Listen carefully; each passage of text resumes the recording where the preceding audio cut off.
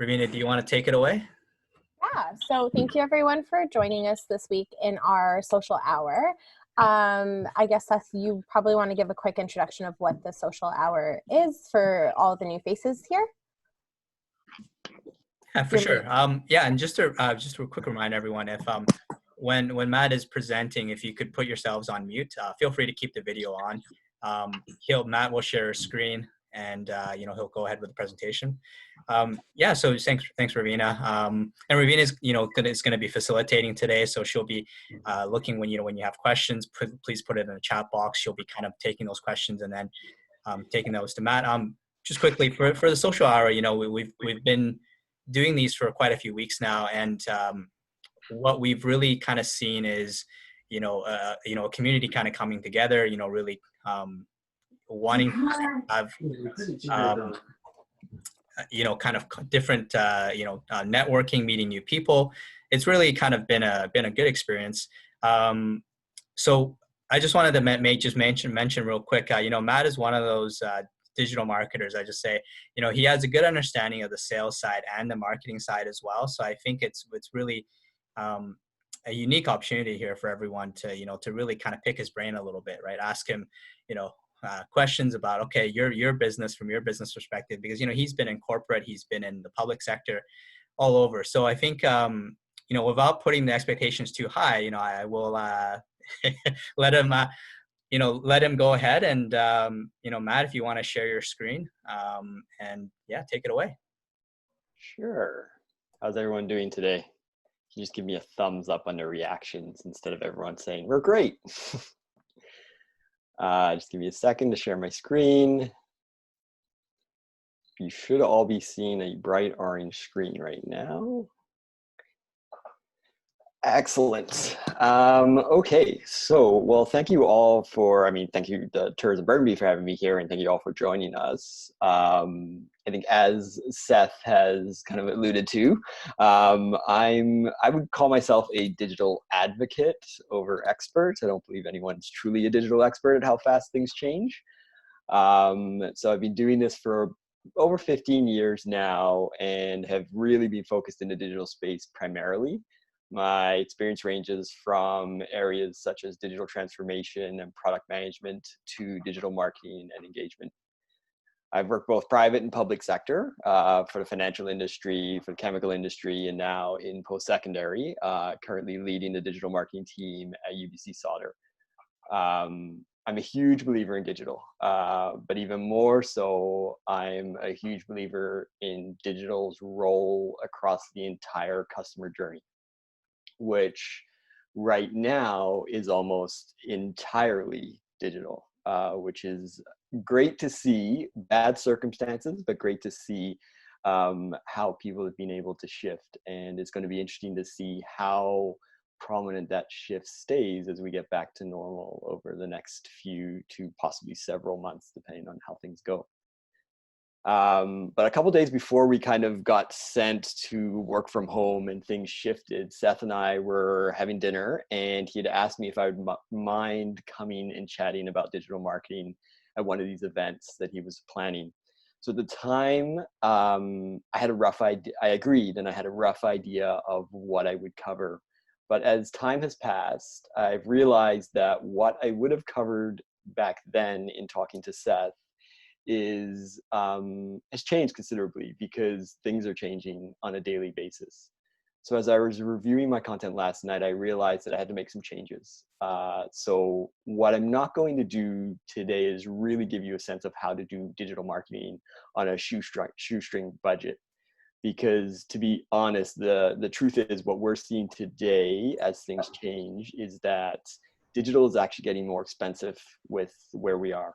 Because everyone's trying to go on, get digital and use digital to their benefit. So what I thought would be a better approach is to approach this from a digital engagement perspective and give you an idea of the things you should be considering right now when it comes to engagement. The reason I wanted to do this, instead of just talking about here's where you can cheaply get some marketing spend put in and get some coverage, is because I actually believe that this is where you should be putting your focus in a number of different ways, and we'll go through those through the presentation. And I think by focusing on just how you engage digitally, you actually allow yourself to focus any budget you may have in a very efficient manner on pieces that are actually working and engaging with the audiences that you're trying to target. So as I go through, feel free to interrupt and ask questions. Or, sorry, I stand corrected. I think we have a break halfway through where you can ask questions. So put your questions in the chat box and then we can go from there. But I'll start off by giving you an idea of where I think we are today.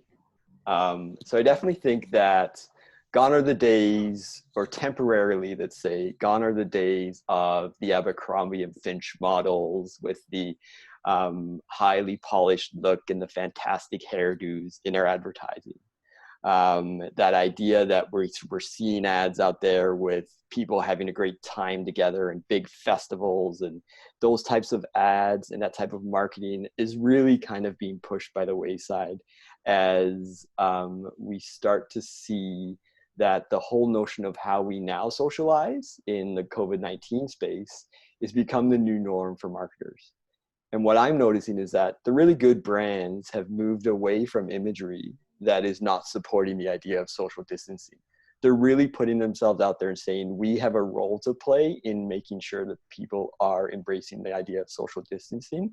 And if you are not too busy right now with responding to everything that is COVID-19 and have an opportunity to watch TV, you will notice some of the big brands out there, they have changed over the last few weeks as they started to find a new normal for themselves. You'll notice that the immediate family or oneself has become the focus of advertising, which in a way, from my perspective, should just always be there, but I think it's increased now because that's who you're around on a day-to-day basis. You're not really around your friends or anyone but your immediate family or the people you live with. And everyone now knows, I suspect, that you're on a lot of email lists for companies, because if you've experienced what I've experienced over the last 4 weeks, is my email box on the personal side of things has been bombarded with emails from companies I didn't even know I had relationships with. I don't anymore because I've unsubscribed, but email, which some would say was dead, has essentially come back to life with full force. So email is kind of a communication channel that people are relying probably too heavily on right now, which creates some opportunities in other areas because people are paying too close attention to email as a marketing tactic. And as you all know more than most, the theme right now is adaptation as the new normal. And that's also occurring on the marketing front as it is for businesses. So the question right now from a marketer's perspective is, how do you sell a product in a time like this? How do you sell a product when they can't physically come and see it? Or how do you we're trying to sell education, for example. How do we sell education when we don't actually know what education is going to look like in September right now? So lots of unknowns, but people are embracing it and are adapting. So unless your customer is this fellow here in Florida, I don't know if everyone has seen this clip, but this is a famous, I think they call them Florida idiot, where unless your customer is completely unaware of what's going on or unwilling to acknowledge what's going on, you really, really have to be careful about who is your message going for right now and who are you targeting, because it could be you're targeting this customer here, but if you're not careful with your message, it could hit in a very bad way, because COVID has become a bit of a polarizing topic for people depending on where your audience is.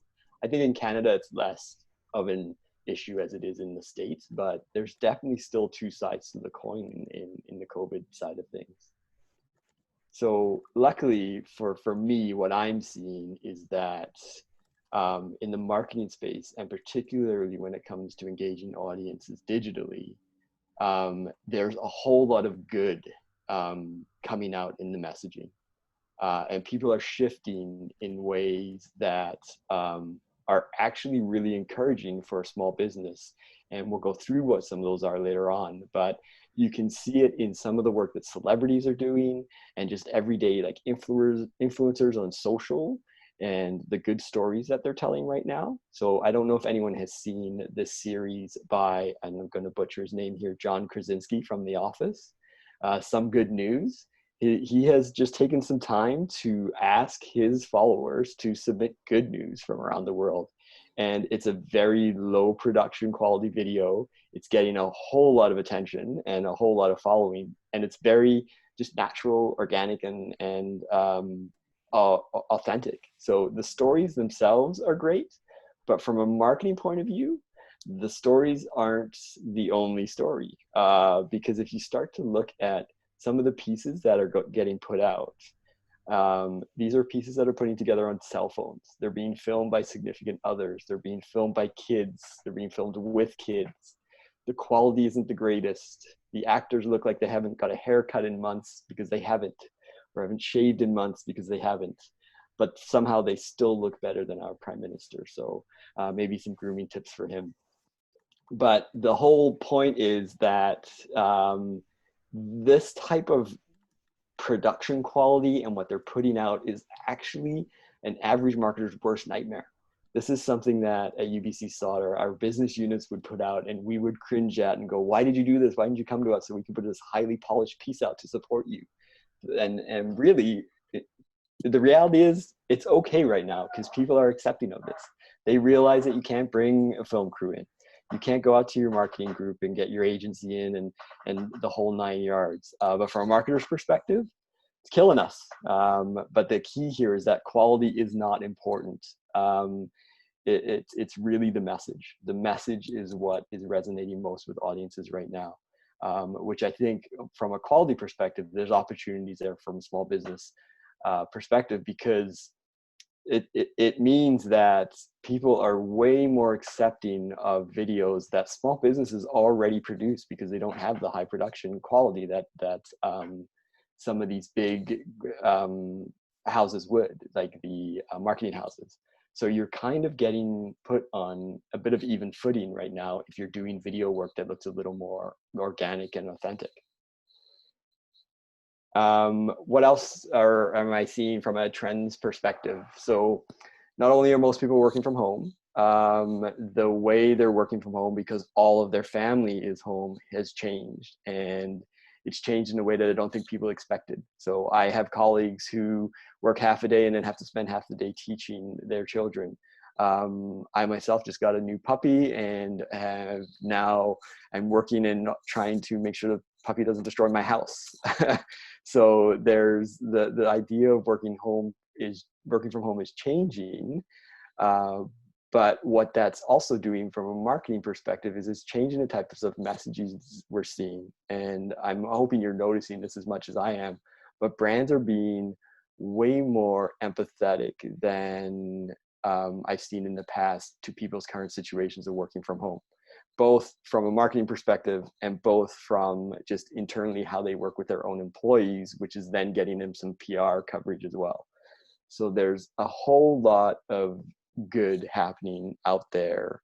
But the important thing to remember on this side of things is the messaging is about being empathetic, not sympathetic. So it's a fine line, but it is very much about putting yourself in their shoes and making sure that the message you're really delivering is, we get you, we get your situation, not you poor thing, are you okay? So there's a big difference in the messaging that gets delivered in that side of things. Some things that I've seen lately that have been impressive shifts for me, for brands and organizations, in that idea of making sure that they're showing that they're empathetic, but they're also adapting. So brands are looking at their communities, their customers, their members, and really looking at it through that empathetic lens. And they do appear to be trying to support. Whether they have other motivations behind that, some of them are coming across really well. There's a local organization or company in Vancouver called Isle. They produce reusable feminine hygiene products, but they have shifted their production to help produce medical masks for the downtown east side. and they're getting a lot of good coverage right now because they've seen that they can adapt, and they know that as a brand they should be supporting their community. So they're putting part of their business aside so that they can do this, and they're creating some real goodwill out there in Vancouver that they've gotten some really good coverage. Full disclaimer, this is also a UBC Sauder alum, so just in case you see that. And Heiser-Busch is another one that's has gotten, it's less so now, a lot of coverage for shifting much of their production to producing hand sanitizer. So really looking at what can they do with their business to support the community out there. But then there's also obviously that brand play. They're still getting the acknowledgement, and they're getting picked up, but they're doing it in a very empathetic way. McDonald's in Belgium is producing puzzles for families, recognizing that families are at home, they need something to do. So they're actually producing puzzles. I don't think they're with family with like a kid's meal. I think it's actually just with all their meals. They're producing them and distributing to the customers. And Airbnb, I've noticed that they've obviously recognized, and there's probably some business rationale behind this as well, but they've recognized that they have hosts that rely on them for income stream. And they've shifted to providing an avenue where if their hosts are able to, they can provide virtual experiences. So they can still provide revenue. It's not high volume revenue. It's small, like $5 here, $7 here, but it's an opportunity for them to really show that, hey, we've adapted and we can help you. Obviously they are helping themselves as well as a business. Interesting, you can actually go on an experience with goats in a European country virtually. I don't know what it looks like, but it sounds interesting. But I think the important thing to remember about all of this, whether it's a brand or it's yourselves, the thing that's working right now is authenticity is winning, and authenticity is key. The messages and the content that I'm seeing get picked up and get digested more than most is the messages that are coming from the heart of the organization or the heart of the people distributing them. And thankfully, they're from good places in the heart. But what I would say is you do need to be careful with this type of messaging. So if you're walk out of this presentation and you want to start a vlog and start talking from the heart, I would make sure that you take a minute and realize that authenticity is not an excuse for being lazy. Messaging and communication definitely needs to be rehearsed and delivered well. You have to do your research and really understand who your audience is right now. Your audience, it can't be Canada. You need to know your audience, you need to know your segments, because a lot of what is being put out there from a content view it's not going to take a lot of money to produce some of the stuff that you're wanting to put out from an engagement perspective, especially if you already have a following. What it will take is time. It will take time to do it right and to do it well. And the reason you want to do this is you really want to think about how you should be engaging with your audiences. You really, whether it's a small business, whether it's a big business or an individual, you need to really think about it, because right now in digital, the volume is up in terms of just the sheer amount of advertising and content that's being pushed. Spends on the digital side have been shifted. Spends have been shifted to digital because there's no print happening. So they're shifting pretty largely into the digital space from what I've seen.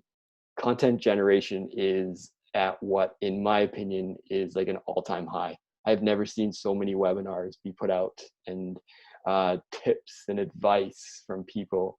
It's all coming at us at breakneck speeds. And as I said earlier, email at an all-time high. My inbox every night, I'm deleting 20 or 25 emails from these vendors, but email is definitely overwhelming, which creates some opportunity because everyone's focusing on digital. So I know I'm the digital guy, and you're probably going to laugh at me saying this. Where people aren't focusing is on some of that traditional marketing. So there is opportunity on the mail side of things that I don't think people are fully recognizing. I think there's an opportunity right now, if done well, you create a mailbox moment that others are not. And it's something that we're exploring at UBC Sauder. And it is something that I think businesses really need to consider. And that's coming from a guy who makes his living on telling people not to do print. And then you also have to consider the fact that people are at home, people are bored, people are looking to pass time. So they themselves are pushing content out like crazy as well. But they're also spending a ton of time online.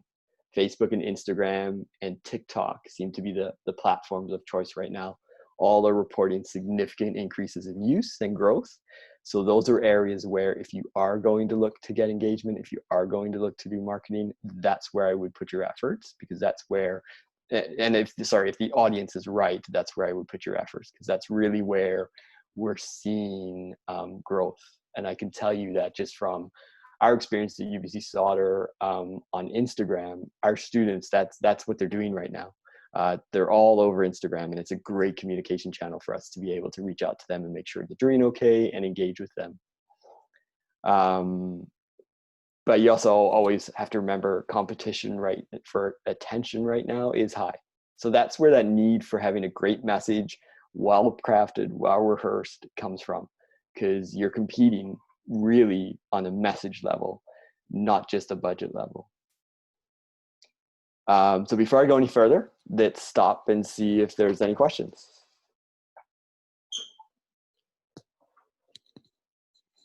I can't see the chat window. Hi, there doesn't seem any questions in the chat window, but I have a question for you. Okay. So you mentioned that people at home are spending a lot of time online, which I'm sure all of us can very much relate to. My screen time on my phone has gone astronomical, where I've had to turn it off so I stop feeling guilty. How can businesses kind of take that volume, especially with things like TikTok, where I'm loving seeing all of it, but I have a hard time figuring out how to apply that into a business sense? What would your recommendations be? I think it depends on the business, obviously. TikTok is a bit of a new thing for me as well, and I'm trying to figure out how we can even use it. But what it appears to me is it comes down to, what are you trying to do with the message? So if you're trying to get a good message out there, I think there's an opportunity there just as a delivery mechanism. Or if you're just trying to show that you're connecting with your audience and you understand your audience, just even participating in some of the challenges that your audience might be participating in, it may not make sense for this group, but it may make sense to go out there and do a bit of a dance on TikTok and really get in there, just to show that authenticity and that you are human as well. You're not just a brand that's kind of prim and proper. Perfect. And then we had one question in the chat. What do you think about LinkedIn? Oh, you'll see later what I think about LinkedIn, but what I will say now is, by far, if I understand the group today, LinkedIn is probably one of the top tools I would be using right now. I would probably use it differently than you might be using it, maybe. And I have a bit in my slides on that we can get to in a bit. Perfect. Okay, I think let's carry on. Okay. Excellent. So as we carry on, where are the opportunities that I think exist for this group? Because I do think there are a few, but two stand out the most for me, and they are somewhat related. So the first is all in the concept of giving, and I don't mean giving money, and I don't mean donating. I mean giving your time and your expertise. So if I remember correctly, and I really hope I got this right or this might not work, the large portion of the audience are event planners. And I think there's a skill set there that organizations like mine are not recognizing that we could definitely leverage. I also think that there's opportunity for you to reach out to previous customers and clients, really offer help in how do you transition them to online events. Because I can tell you now that from my point of view, our events team, for example, I shouldn't say our events team, but the people in our teams who are responsible for events are they're not event people, so they do it off the side of their desk. So when you shift that to now you have to do that in an online space, they're having a hard time. They're having a real hard time doing that. And I think that's where there's some opportunity for event planners to get into that space and really help organizations shift. And I think there's also an opportunity where you can publish your thoughts, for example. So if you have thoughts around what is working for you, and whether it's the success you're seeing with online events or issues that you're running into, I think you guys are subject matter experts where you can actually provide advice to others and create really engaging content if you're not already doing this. What I would say is this would suggest that you use video as much as possible and really get out there and put yourself out there and offer thoughts on how we should be doing things in my space. Like, how do you take convocation and make it a virtual event? Because it's taken a team of over 100 at UBC to figure out how we do this. So there's definitely opportunity there. And I would say that as you're putting these tidbits of information together for your audience and trying to distribute it out, keep it as short as possible. And give yourself time right now to create as much goodwill as you can. Because for me, people who are reaching out to us right now and really just trying to help, they're going to keep getting our business when we go back to normal. There are obviously times where the question is, should people be charging for their service or not? I would not hesitate or be offended if someone reached out to me and said, hey, I can help you with your convocation or your graduation, and their expectation was that I would pay for it. I think 2 weeks ago, my opinion was slightly different, but now as things kind of get to a normal, I think it's okay to charge for your services. But I would obviously focus on the goodwill over everything else, because when everything does get back to normal, people are going to remember that. And I wouldn't also, if you're doing all of this stuff and you are giving your time and you're offering up your services, make sure people know what you're doing. Celebrate your successes online and really share what you're doing, because I don't while I don't think it's crucial that you do it in a very overly promotional way, I do think it's crucial that people know you're doing good things as a small business owner, because I think it's important that when things come back to normal, you have that following where people are like, hey, I remember when when we were in trouble, you helped me here. And I really think that's where it'll be a long-term play, but I think that there's some significant opportunity there for you. And when it comes to budgets, I would focus your money on pushing that good, authentic content. I wouldn't put money into buying ad space or search terms. I would focus on sponsoring your content where you're telling people all the good things you're doing. Focus it there, because that's really what's resonating with people, over like a display ad or search ad or anything like that. I just think that where we are right now, it would just, you'd be wasting money putting it in that space. And I talked a little bit about this, so these are kind of interlinked, but the second place is the opportunity is, as I was saying, organizations are trying their hardest to figure out how do we migrate to virtual events. We have no clue. And I can tell you that with confidence, we have no clue. We're not events experts to begin with, as I said, and we're certainly not virtual event experts. And we are 100% not going to be a combination of those as we migrate out of COVID-19.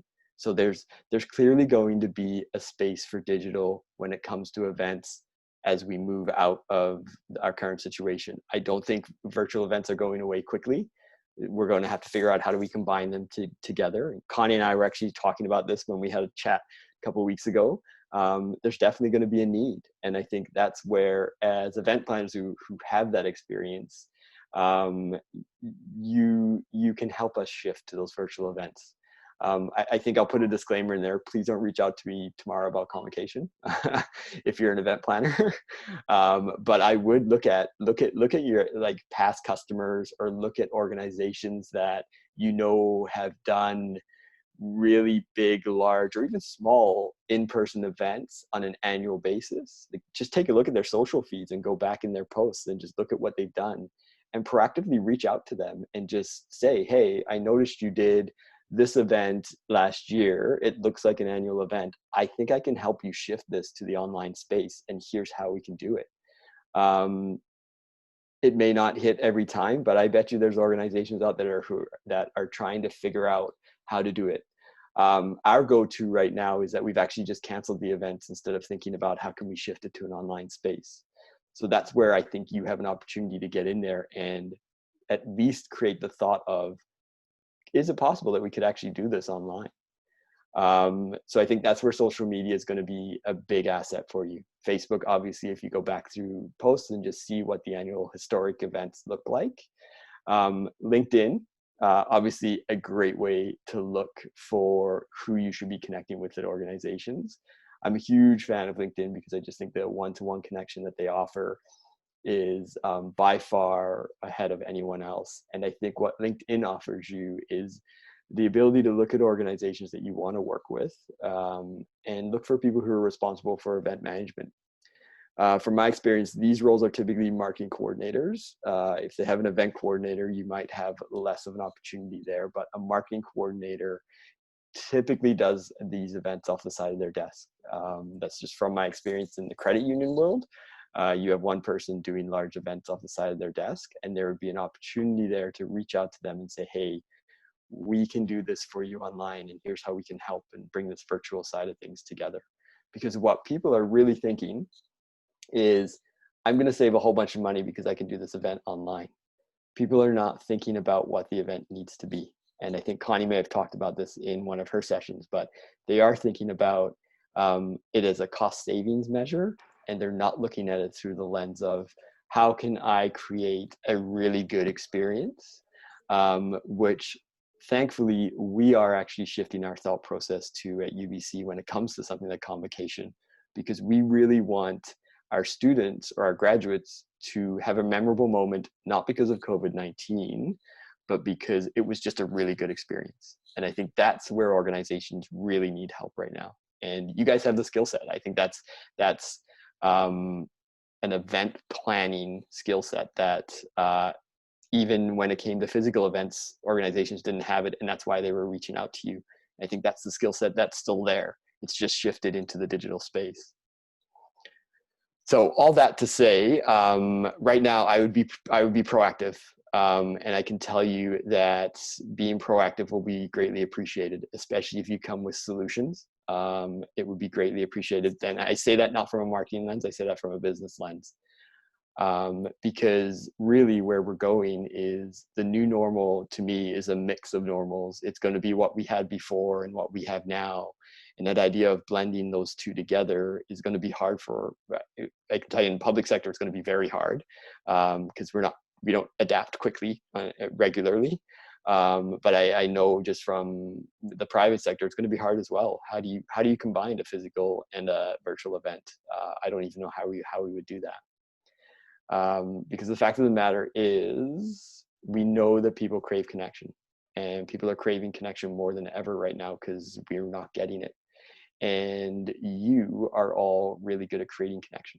So that's what I would ask you all to do as I conclude, is help us connect, because that is not our expertise. And thank you. That is it. And if you have any questions, happy to answer them. We have a couple questions, so I'm going to go through the ones in the chat, and then we can open up the floor. So starting with one that we got just after the session restarted, is, oh, sorry, where is it? So she's curious about the new normal for influencer partnerships with business to consumer. With business to consumer. So the influencer looking to use influencers to connect to the consumer? Yeah. So how we've moved to an influencer culture and using them in our brands. And so how does that shift in this, this world, this changing world? Yeah, I think that I'm not sure if it shifts too much. I think that what we probably will see is that influencers are likely going to have a greater influence right now, because they have that captive audience. That captive audience is even more captive, and I can definitely see them being a lot more. So if they were effective before, they're going to be way more effective right now. What I do suspect is that influencer marketing is going to cost a lot more, because if they're smart influencers, they're going to realize that people are going to want to work with them quite a bit more than they have in the past. Sorry, I was muted. Okay. Next question is, how do you make money from an online event? How would you recommend that? Yeah, so as I said, my opinion 2 weeks ago was you probably shouldn't be trying that, but my opinion has changed, because I do think there's opportunity now that people are getting used to it. That I think you can, as long as the event provides value to the end user, I don't see why there wouldn't be an opportunity to charge for the events. Outside of just charging for attendance, I'm not sure how else you would do it depending on the event. There could be opportunities where maybe it's something that happens after the event, or maybe there's a unique experience associated to the event. So there's a free event with like a freemium option, where you can use something like Zoom to have a breakout room with the panel and have a more in-depth conversation. I think there's definitely ways to do it where you can mix free and paid together, in the same way that you would do with a physical event, kind of like a VIP room almost. Perfect. Okay, so I think we can open questions up to the floor if anyone wants to ask them. If you want to just raise your hand. Connie, yeah. Hi, Matt. Hello. Couple of questions for you, actually. I'll start with the one that we just finished off, just to add on to the Eddie's question about how to make money online. To add to that, because I am studying, I'm getting the certificate for the event, virtual events meeting management, and some of the discussions is about that topic. So there's a couple of ways. One, you can actually leverage the marketing for your event, and really, if you do a great job, there's sponsorship there in terms of funds. That's one way of revenue. And then the other approach that you can also look at from an attendee's perspective is creating a tier experience. One, you can have like a teaser where everyone can have access to like the main key note speaker who's really engaging and really, has that powerful content that everyone wants to get, and that will kind of drive the traffic into that event and that experience and that interest. And then from there, your next tier would be, what can you do that is exclusively available for that paid audience from a virtual perspective? You can do that as well. And then when you move into the hybrid mode, which is like in our 18-month future, when we can do live events again, and you still want to have that digital element, you can actually still use the content from the virtual and repurpose them for future as well. So there's many different ways to really be creative about the revenue part of making money from virtual events.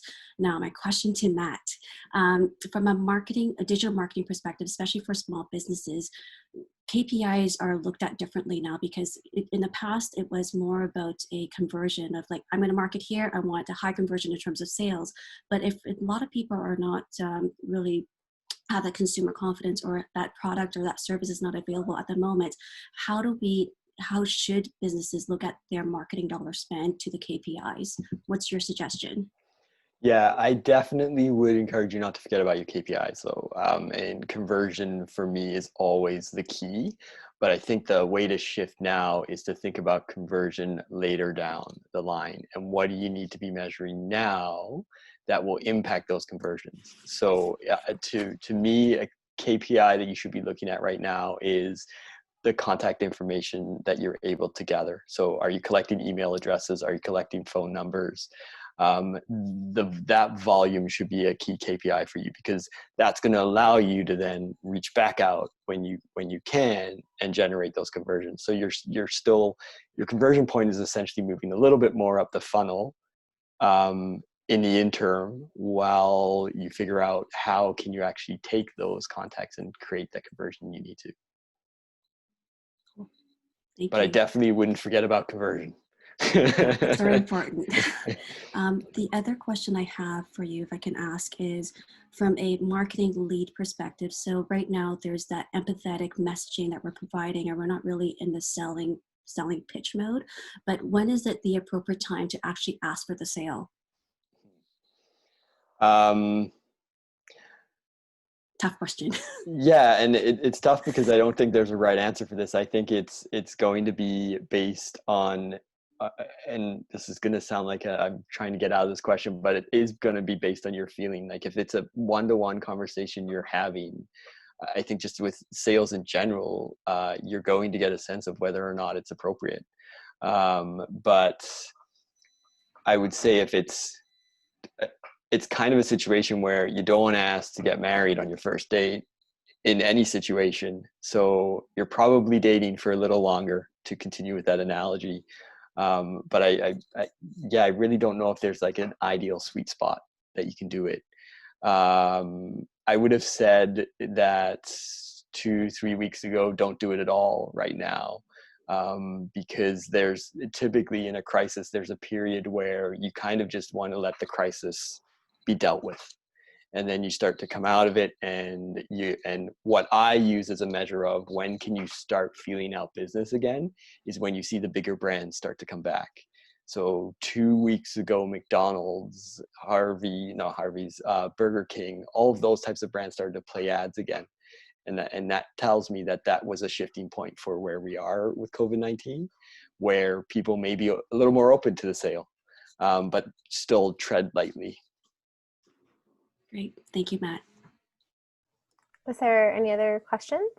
Yeah, I had a question. I don't know if anyone else have some time here.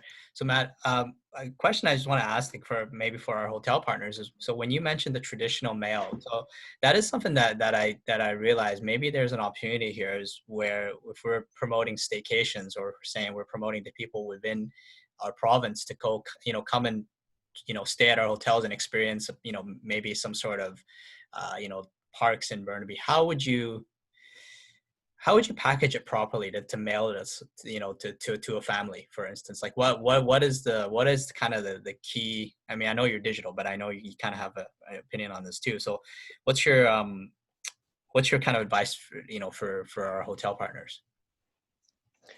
I wouldn't play too heavy on the crisis. I would play on the benefit to the family. So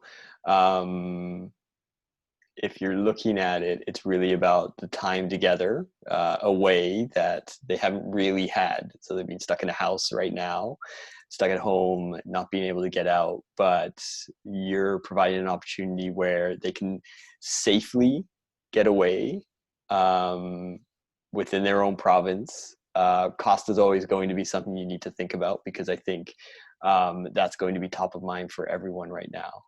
And I think in terms of how do you actually get their attention in the mail, it has to be something exciting. So don't just send a letter.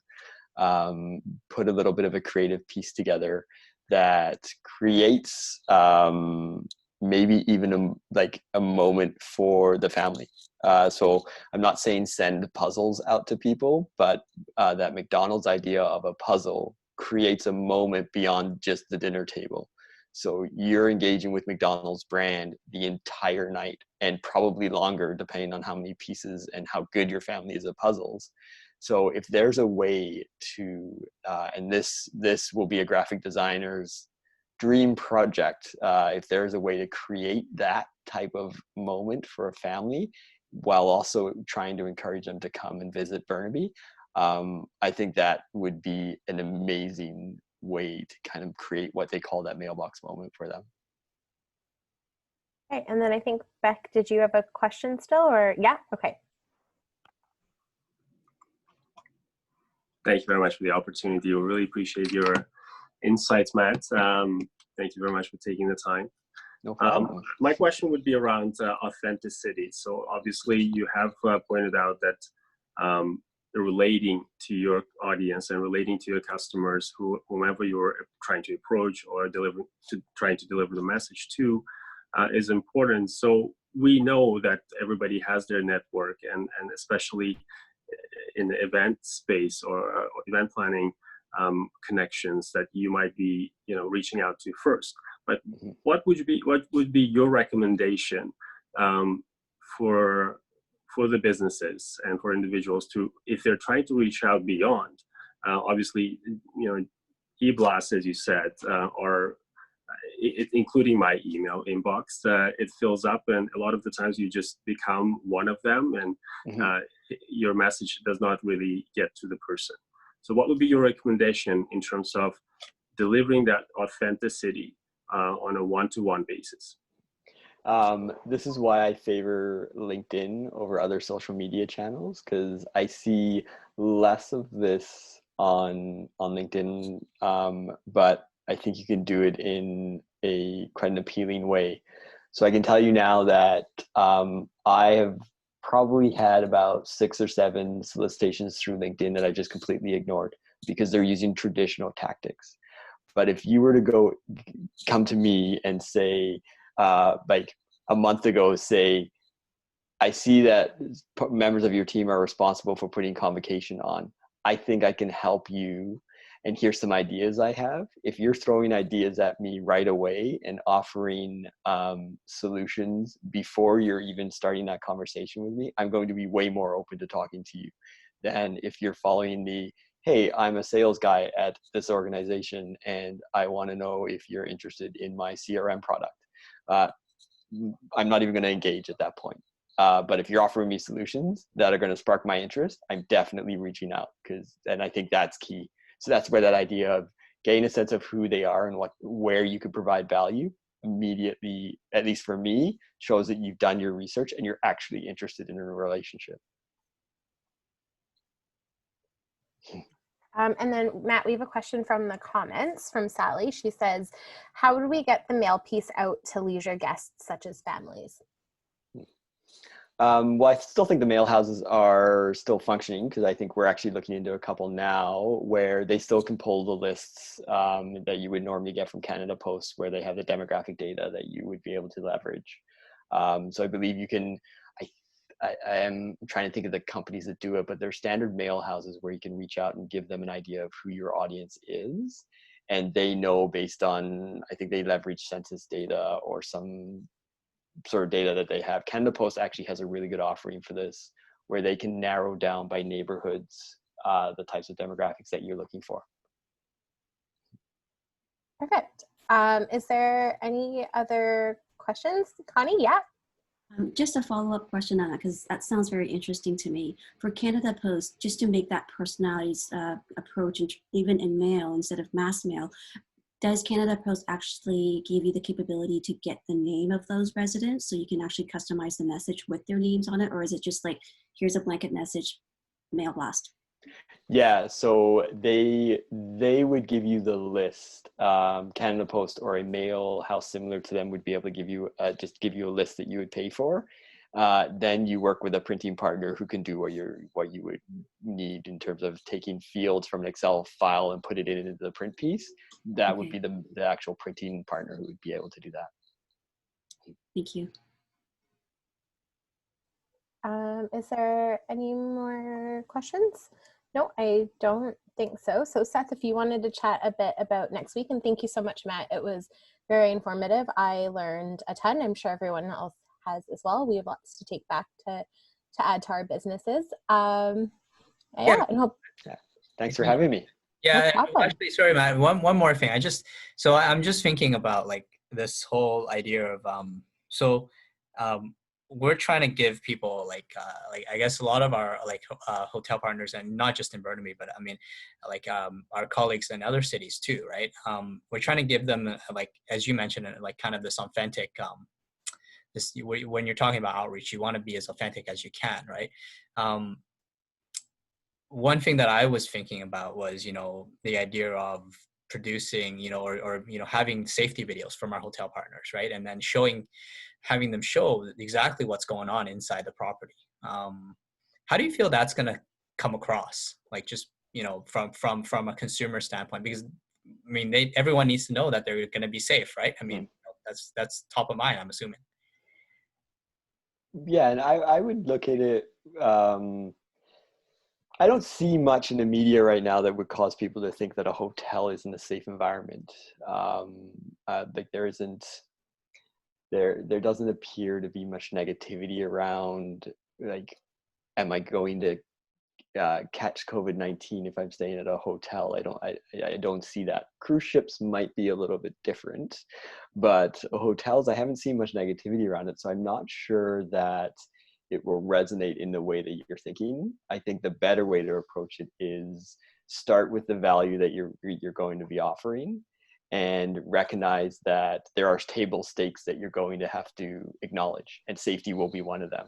And it could be as simple as just highlighting what you're doing to ensure that your I was going to say residents, that your occupants at the hotel are going to be safe while they're there. So I'll candidly say, at a personal level, a safety video feels a bit boring to me. If you can make it exciting, maybe, but it kind of feels like when you're sitting on an airplane and you have to listen to how to put your seatbelt on. I think the better approach would be show the value first, and then reinforce it with, not only are you getting that value, we're going to take care of you while you're here. Yeah. Okay. Yeah. Thanks for that. Just one last call. Just before I start introducing that next week, we still have about 5 minutes or so left. Any other questions at all? Anyone want to kind of bring one of your, digital marketing queries to Matt? Oh. Am I allowed to ask a question? I have a question for Connie. It goes around the charging for events, and it's more to get your opinion. But one thing that I've recognized is that people who are charging for events, think because it's online, they need to charge less. And I'm of the opinion that that might not be the scenario, as long as you're hitting the right quality and you're giving an experience that is worth it. But I think everyone's go-to is, I have to do things cheaper because it's online. And I'm just curious, in some of the coursework that you're doing, is if they've covered any of that. That specific question, they haven't, but I think it goes back to all of your recommendations in terms of focus on value. And from a value perspective, if you're able to prove, especially, I think the biggest thing in our coursework right now is, what is the cost on live events versus virtual events? And a lot of the big assumption is, oh, it's virtual, it's a lot cheaper. And our initial conversation we had last week was about, don't, decimate your live event budget when you go virtual, because there's a lot of other considerations, there's a lot of other costs. There's a platform cost, there's a streaming cost, there's actual technical producers that you may need. That you're not the expert. I'm an event planner, but I'm not a virtual planner. So going into that realm and getting the technical background and expertise involved in the testing and prepping your speakers as well, there's a lot more cost than you can imagine for virtual. So to justify the cost of your event and build it to the right quality and the right platform, there is a cost in there. So I think as long as you can create the right value to your attendees, they will more than willing to actually pay for it. You don't have to lessen it. I think it's just showing the value. And then the other element is, the cost of the event now is not live, it's virtual. You're saving on flight, you're saving on hotels. You're actually, it's more convenient for you, but we're still going to be able to deliver the same quality. I think you may be able to show the value of the cost that you're asking for when you go to virtual. So things to consider. Yeah. Hope that helped. Yeah, it does. Yeah, thank you. No problem. Yeah. Okay. So that's great. Thanks, Matt and Ravina.